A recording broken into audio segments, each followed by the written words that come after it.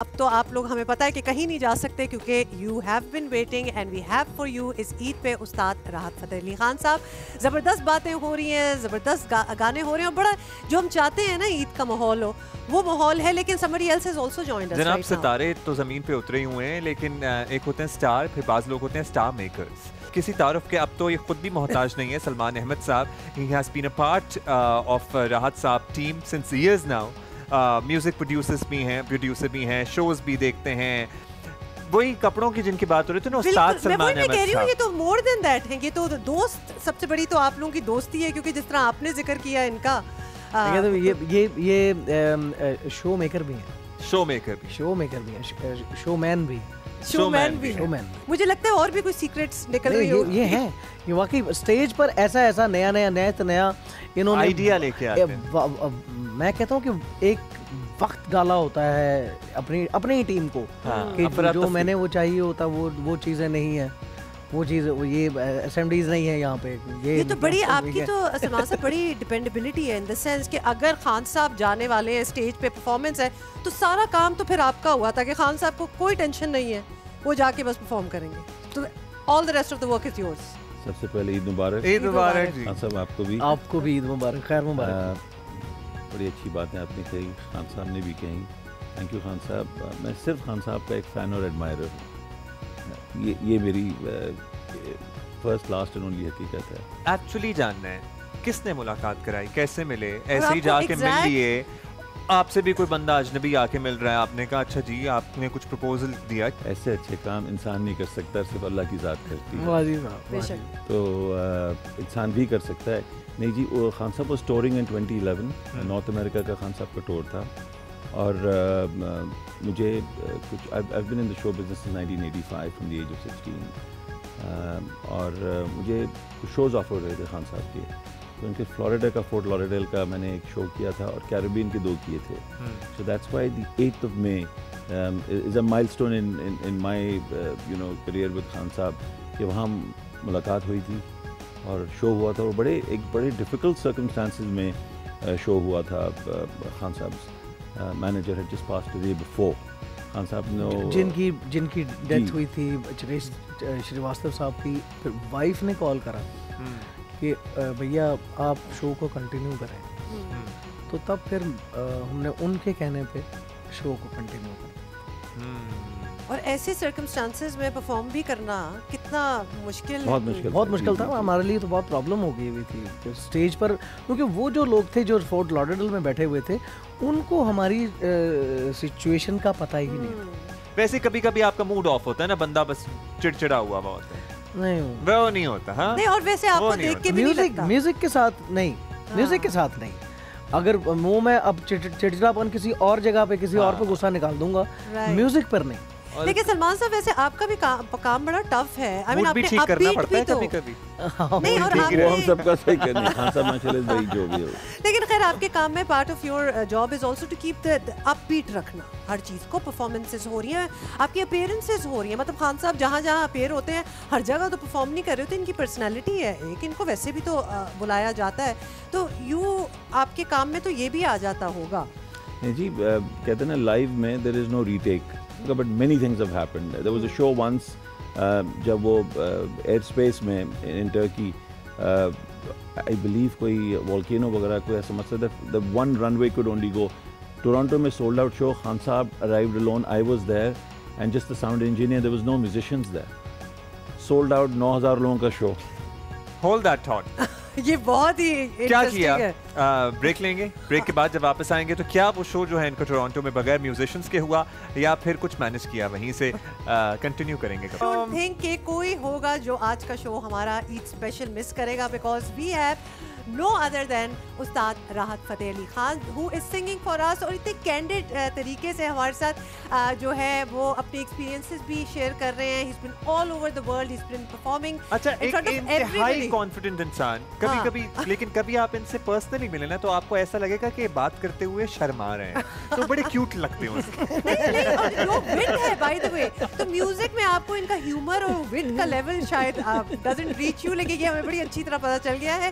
साथ ही सलमान अहमद साहब भी हमारे बैठे हैं और इस ब्रेक से पहले पता नहीं मुझे अब ये नहीं समझ आ रहा कि ये शर्माहट जो है ये मूंछों के बाद ज्यादा आई है, ये ज़ेरे लब शर्माहट या पहले भी थी। Abdullah you can't get over the मूंछें ना भाई, वो कोई जेलसी फैक्टर तो नहीं वो अच्छे सूट कर रही है, I like the new look. बिल्कुल सही है। अच्छा तो ये वैसे बाय द वे ये लोगों की फरमाइश भी है और ये सवाल है, हमने आपकी मूंछों की भी बात करनी है। बस एक छोटी सी वो हम कंप्लीट करना चाहते हैं वो थॉट, क्योंकि आप हमें टेंशन। अच्छा जी, जरा माहौल बांधूं। टोरंटो में आप पहुंचे और साउंड इंजीनियर पहुंच गए, कोई म्यूजिशियन नहीं है, शो बुक्ड है। बिकॉज वो जो वोल्केनो की एयर उसकी वजह से flight got very late leaving from Istanbul. और बेसिकली फिर खान साहब को ये बात कैसे बताई जाए।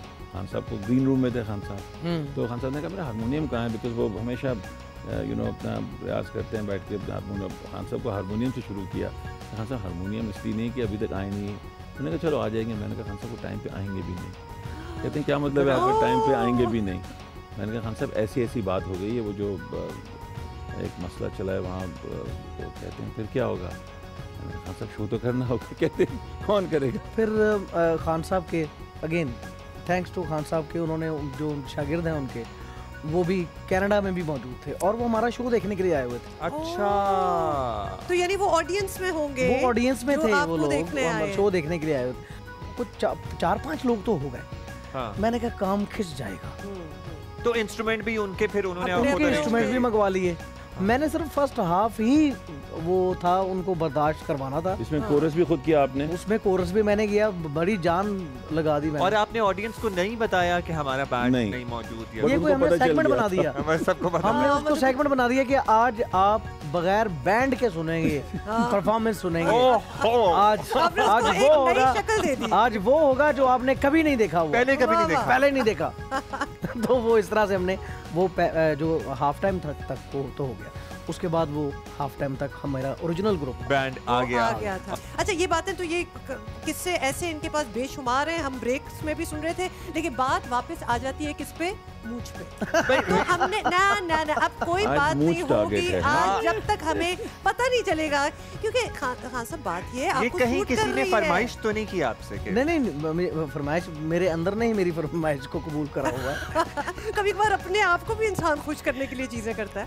आपको याद है 2 साल पहले मैंने मूंछें रखी। हाँ, आप लोगों ने ही इसको इंडोर्स किया था कि ये एक एडिशन है इनके फेस में कि इस दफा इन्होंने अपनी बर्थडे पे मूंछ रख ली।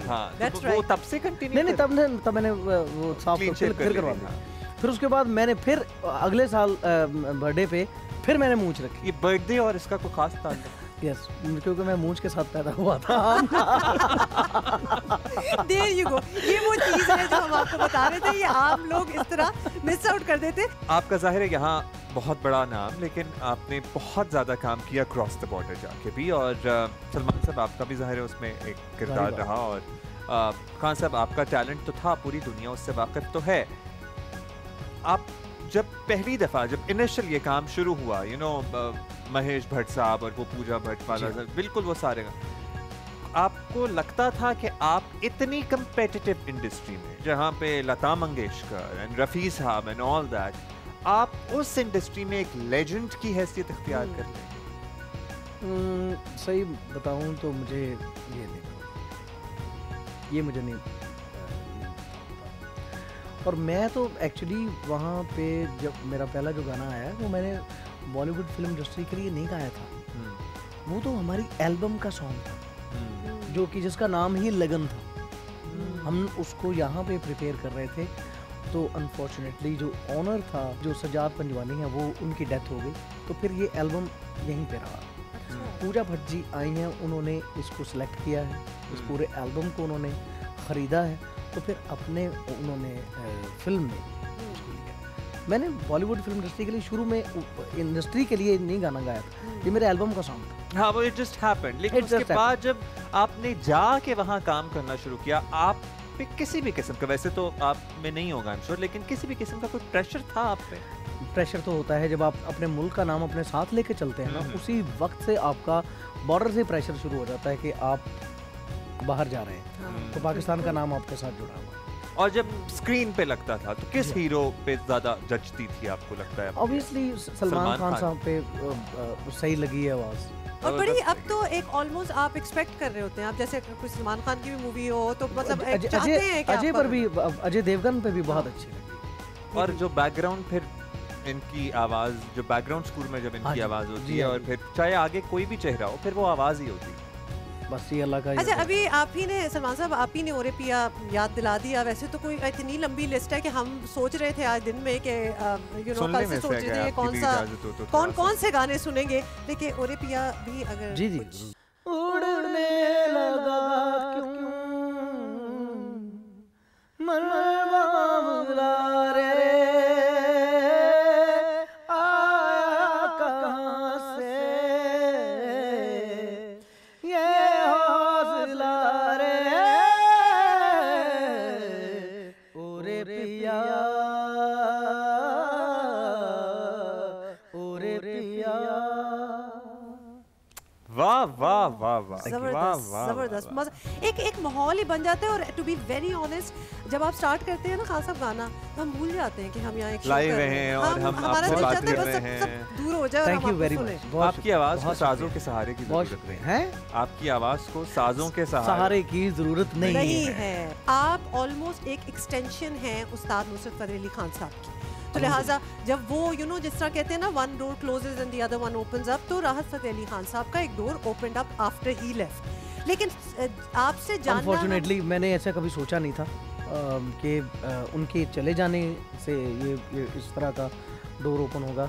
बट क्योंकि हमारी फैमिली में 600 साल की लेगेसी है, अगर कोई जाता है तो उसके बाद जिसको काम करना होता है उसको अपना रास्ता खुद इख्तियार करना होता है और अपना रास्ता खुद बनाना होता है। तो ऐसा लिखा था।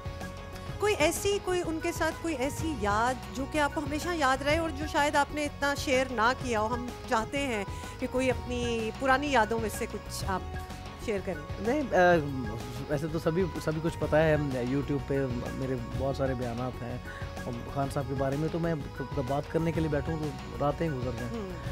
तो जैसे भाइयों में लड़ाई हो जाती है, ऐसे ही नुसरत फतेह अली खान और मेरे वालिद साहब फरक फतेह अली खान साहब, इनमें भी लड़ाई हो गई थी एक बार। तो ऑब्वियसली क्योंकि मुझ पर उनको बहुत नाज है नुसरत फतेह अली खान साहब को, तो वो ये कभी भी नहीं चाहते कि मैं इस लड़ाई का हिस्सा बनूं। तो अनफॉर्चुनेटली मुझे मेरे वालिद की बात को मानना पड़ा, तो मैं उनके पास चला गया। जब ये सुलह हुई, वो सुलह तो एक तरफ रह गई, उन्होंने मुझे अकेले को बुलाया कि इसको अकेले को मेरे कमरे में भेजो। जब मैं गया तो उन्होंने मुझे एक बात कही, जिस बूटे को, पौधे को खुद पानी दिया हो उसका दुख ज्यादा होता है। वो मेरे रूह पर नक्श हो गई ये बात। ये इस तरह की एक वाकया है जो मैं अपने साथ लिए हुए हूँ।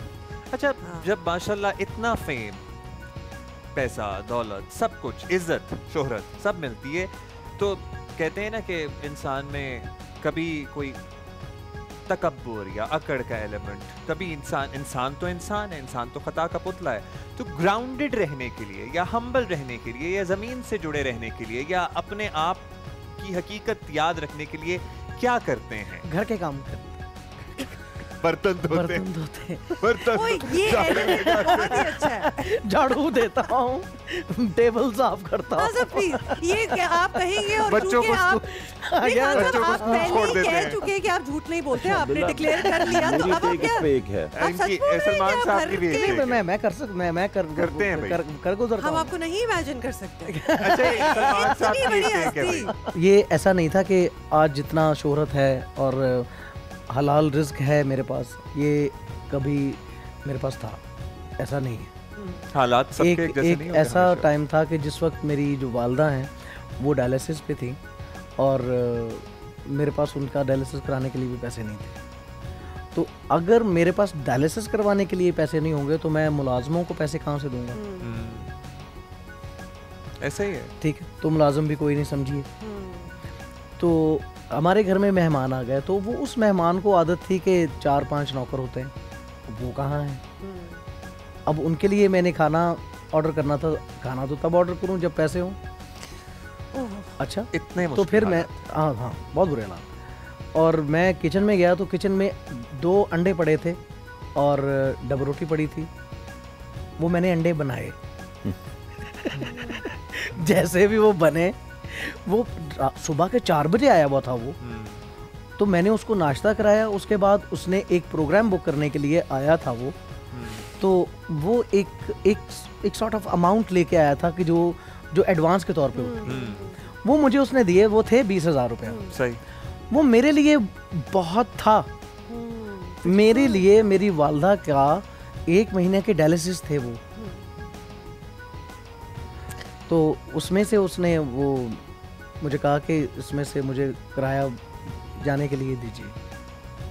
मैंने सारे पैसे उसके आगे कर दिए। मैंने कहा तू मेरा मेहमान है, तू जो मर्जी उठा ले। फिर उसने जो भी उठाना था वो उठाया। ये इस तरह के भी हुए हैं। हमारे अंदर कभी भी तकब्बुर आ ही नहीं सकता, क्योंकि जब जहन में कोई ख्याल भी आए तो वो वक्त भी याद आ जाता है। वो वक्त याद आता।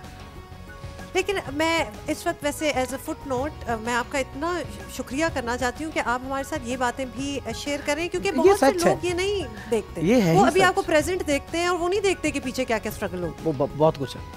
जब आप इस तरह के होते हैं तो फिर अल्लाह ताला अपने दर के दरवाजे कभी नहीं बंद करते।